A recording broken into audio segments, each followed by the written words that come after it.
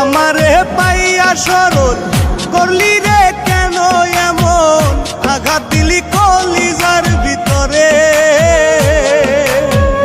নিষ্ঠুর ময়না পাখি দিলি রে ফাঁকি, বিচার দিলাম মাওলারি কাছে। ও মাওলা, ও মাওলা রে, মন ভাঙার বিচার দিলাম তোমার দরবারে।